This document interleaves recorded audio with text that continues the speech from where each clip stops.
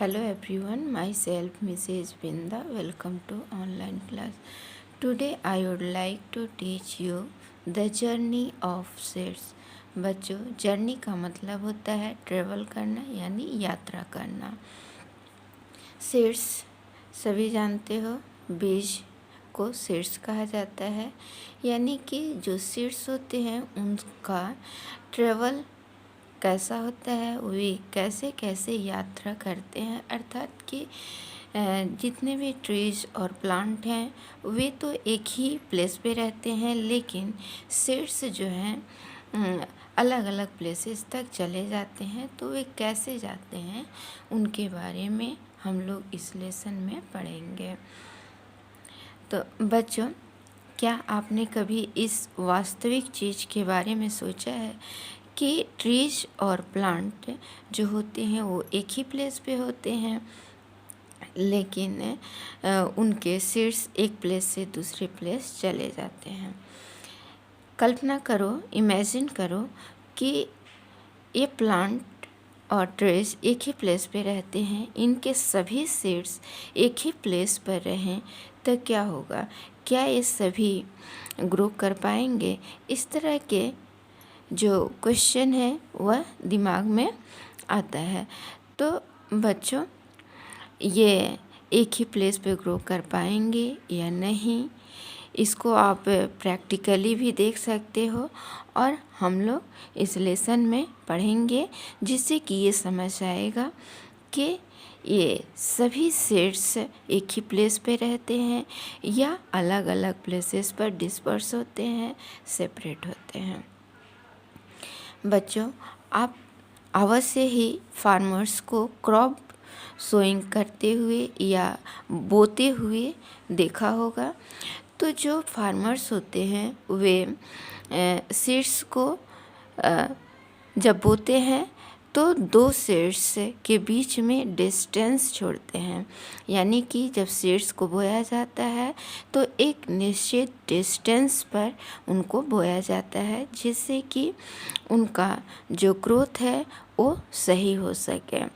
और यदि seed sapling जो है एक दूसरे के वेरी क्लोज हो जाते हैं, बहुत नज़दीक हो जाते हैं, तो उस स्थिति में फार्मर्स वहाँ से एक प्लांट को अपरूट कर देता है और उन सीड सैपलिंग को एप्रोप्रिएट डिस्टेंस प्रोवाइड करता है, जिससे कि उनका ग्रोथ अच्छा हो। इस चीज़ को आप फार्मर से पता कर सकते हो, उनसे पूछ सकते हो। जैसे मेज सैपलिंग है, मेज यानी कि मक्का, जिसको आप भुट्टा भी बोलते हो। तो मेज सैपलिंग जब ग्रो किया फार्मर तो वो वेरी क्लोज थे, ठीक है। तो जब क्लोज हैं तो उन पे क्या प्रभाव पड़ेगा, इसका जानकारी आप फार्मर से पूछकर कर सकते हो। और इस चीज़ को आप अभी भी जान सकते हो। जैसे जब दो सैपलिंग जो है, मेज सैपलिंग वेरी क्लोज रहेंगे तो उन पे क्या प्रभाव पड़ेगा, इसको एक एग्जाम्पल से मैं आप लोगों को समझाती हूँ। जैसे एक प्लेट में एक पर्सन के खाना रखा है और उस प्लेट में एक पर्सन की जगह पे 3 पर्सन्स खाते हैं, तो क्या 3 पर्सन्स को एप्रोप्रिएट फूड मिल पाएगा? यानी कि एक व्यक्ति के भोजन में 3 व्यक्ति खाएंगे तो तीनों का पेट नहीं भरेगा। ठीक वैसा ही यदि मेज सैपलिंग वेरी क्लोज होंगे तो उनका ग्रोथ जो है अच्छा नहीं होगा, उनको एप्रोप्रिएट न्यूट्रिशन नहीं मिल पाएगा, जिससे कि एक हेल्दी प्लांट नहीं हो पाएंगे। तो इसीलिए हमें जब मेज सैपलिंग को सोइंग करते हैं, बोते हैं, तो एप्रोप्रिएट डिस्टेंस पर बोना चाहिए। बच्चों, इसी तरह से आप फार्मर्स से और भी पता कर सकते हो कि वो कौन कौन से क्रॉप का प्रोडक्शन करता है। बच्चों, आप जानते होंगे कि यदि ये सीड्स या फ्रूट्स को जंगलों में छोड़ दिया जाए या फिर ओपन ग्राउंड में ये सीड्स जो है ग्रो कर जाते हैं। और जंगल में या ओपन ग्राउंड में, फील्ड में जो सीड्स ग्रो करते हैं उनको आप उन ग्राउंड में जाकर उन सीड्स को कलेक्ट कर सकते हो। कम से कम आप 20 वैरायटीज़ के यानी 20 डिफरेंट टाइप्स के सीड्स और फ्रूट्स को कलेक्ट कर सकते हो और उससे चार्ट बना सकते हो। और प्रत्येक सीड्स के नीचे उसका जो भी सीड्स का नाम है वो नाम लिखो। और ये सीड्स एक प्लेस से दूसरे प्लेस कैसे जाते हैं, कैसे डिस्पर्स होते हैं, उसके बारे में भी लिख सकते हो। और ये एक प्लेस से दूसरे प्लेस कैसे जाते हैं इसके बारे में अब हम लोग पढ़ेंगे। तो ये जो सीड्स हैं ये एनिमल्स के द्वारा एक प्लेस से दूसरे प्लेस डिस्पर्स होते हैं, यानी कि स्प्रेड होते हैं, एक प्लेस से दूसरे प्लेस जाते हैं। बच्चों, यहाँ पर सीड्स दिया हुआ है जिस पर के थिसल्स दिख रहे हैं जिसको कांटादार कहते हैं। तो ये जो सीड्स हैं ये थॉर्नी सीड्स हैं। तो ये सीड्स एनिमल्स के हेयर में, बॉडी में और उनके टेल में यानी पूंछ में चिपक जाते हैं। जब इन सीड्स के पास एनिमल्स ग्रेजिंग करते हुए जाते हैं तो उनके बॉडी में ये चिपक जाते हैं। इनको कहा जाता है गोखारू। इनका नाम है गोखारू थिसल। और ये कांटादार होने के कारण एनिमल्स के बॉडी में चिपक जाते हैं, ये भी चिपक जाता। और एनिमल्स जहाँ जहाँ जाते हैं वहाँ वहाँ ये सीड्स जो है ट्रेवल कर जाते हैं। और इस तरह से ये जो सीड्स हैं एक प्लेस से दूसरे प्लेस पर ट्रेवल करते हैं। बच्चों, इसी तरह से और भी प्लांट्स हैं जो डिस्पर्स होते हैं। जैसे कुछ प्लांट हैं जो वर्स्ट हो जाते हैं यानी ब्लास्ट हो जाते हैं और फिर उनके जो सीड्स हैं वो फैल जाते हैं चारों तरफ।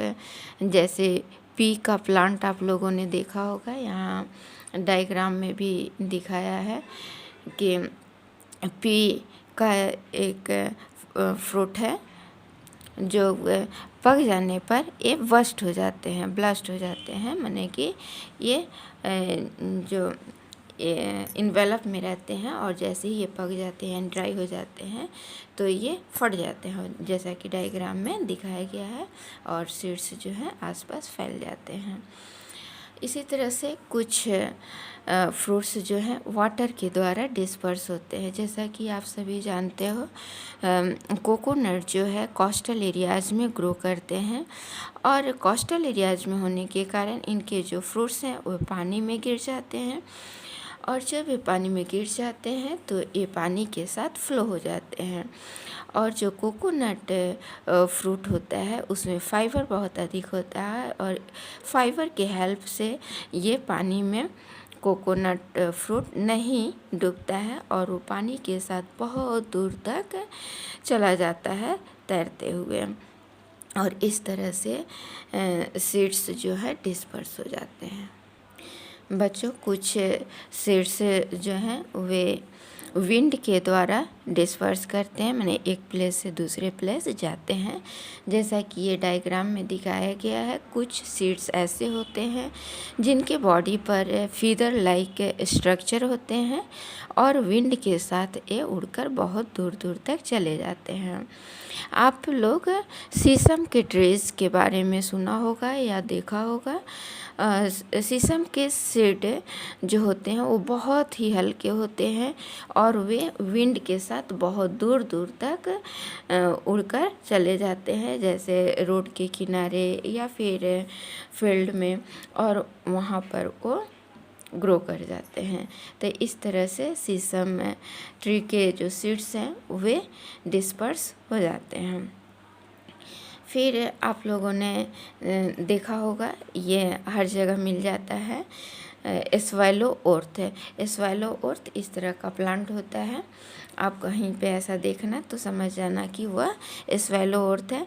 और ये इसका फ्रूट है, इसके अंदर में फाइबर होते हैं और सीड्स होते हैं, इस तरह का होता है।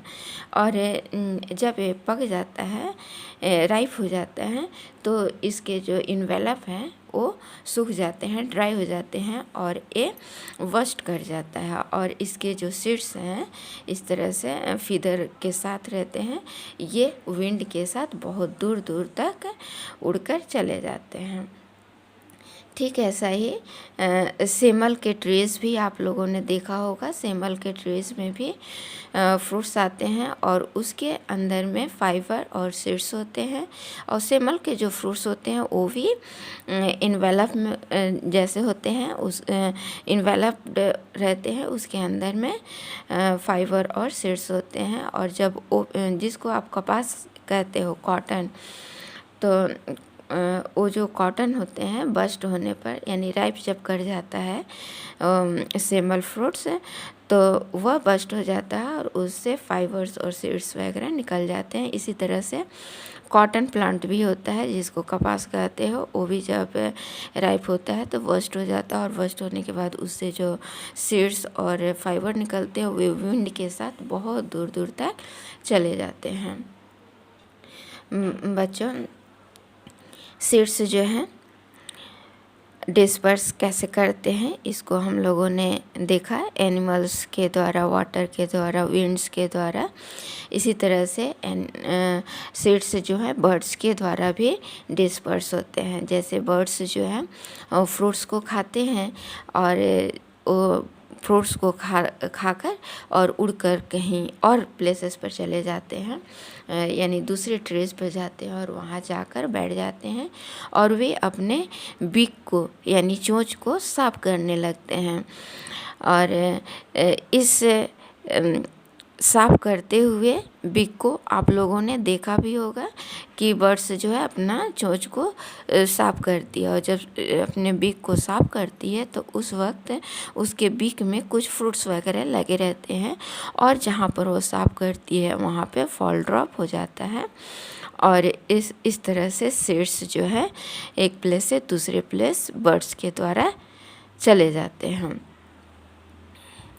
बच्चों, आप लोगों ने जो स्टार्टिंग में सीड्स कलेक्ट किया था और चार्ट बनाया था, उसको आप जो अभी किस तरह से कौन से सीड्स डिस्पर्स होते हैं तो इसके बारे में भी आप उस चार्ट में लिख सकते हो कि कौन से सीड्स कैसे कैसे डिस्पर्स होते हैं।